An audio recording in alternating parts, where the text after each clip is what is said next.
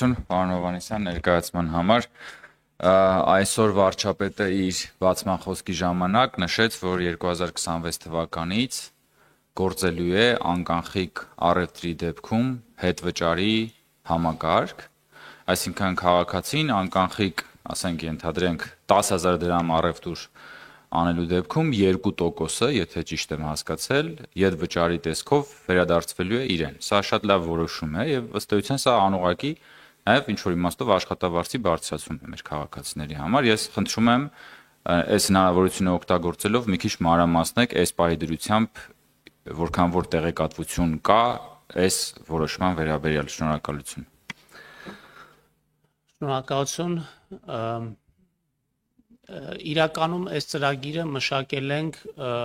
արքայի հետ միասին, արքա համակարգի հետ միասին եւ հիմա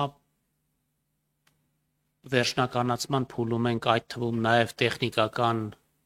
հնարավորությունների հետ կապված եւ մեր նպատակն է այս ծրագիրը գործարկել հունվարի 1-ից ետվճար ստանալու են բոլոր այն քաղաքացիները, ովքեր ունեն արքա քարտեր։ Արքա քարտերով արված վճարումներից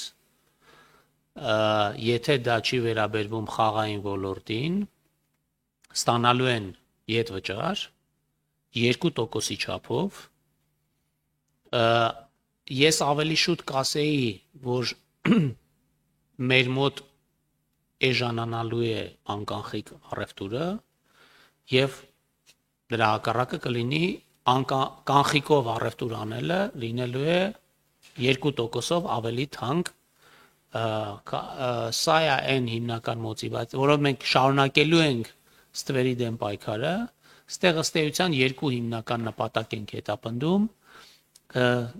Առաջինը շարունակել ստվերի դեմ պայքարը եւ մեր անկանխիկի քաղաքականությունը եւ բնականաբար նպաստել մեր ազգային վճարային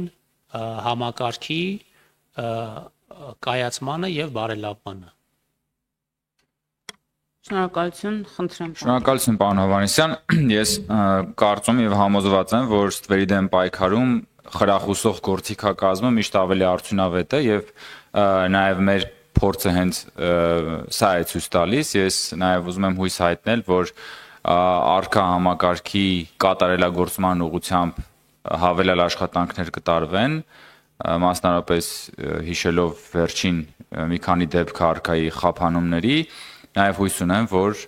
արքա քարտերի սպասարկման վճարների ավելացումներ ըստ էության ուղղակիորեն պայմանավորված այս ռեֆորմով տեղի չի ունենա եւ օգտվելով նաև այս քանի որ խոսում ենք հետվճարի համակարգից, նաև եթե ձեռքի տակ ունեք կենսաթոշակների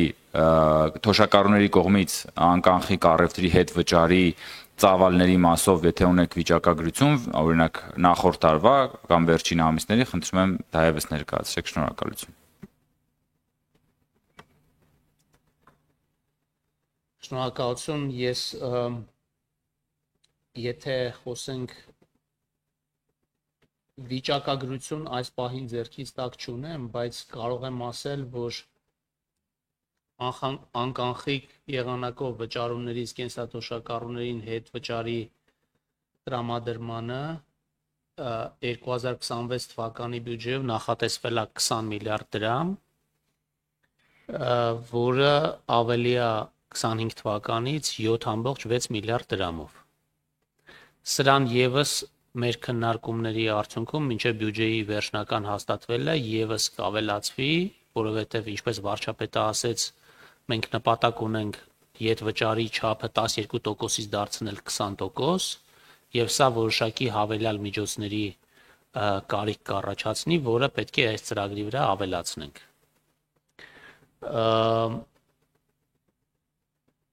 Ձեր հարցի առաջին մասը արքան իր համակարգի վերազինման համար զգալի ջանքեր է ներդնում եւ դա ոչ միայն վերաբերվում է համակարգի կայունությանը, այլ նաեւ նոր գործիքների կիրառմանը, վստահ եմ, որ արքան ինքը հայտարարությամբ հանդես կգա եւ կներկայացնի այն նաև նորամուծությունները, որը տեղի ունենալու մեր քաղաքացիների հարմարավետությունը բարձրացնելու համար։ Շնորհակալություն, խնդրեմ պարոն Թունյան։ Շնորհակալություն պարոն Հովհաննիսյան նախ ներկայացման համար։ 3 հարց ունեմ, շարունակելով աշխատավարձերի թեման, որ պարոն Խաչատրյանը նշում էր, խոսքը գնում էր միջին աշխատավարձի մասին, մեզ մոտ վերջի տարիներին միջին աշխատավարձը գնալով բարձրանում է, ինչը շատ լավ է, բայց մյուս կողմից այդ միջին աշխատավարձի բարձրացման արդյունքում խորանում է, խզում է պետական համակարգի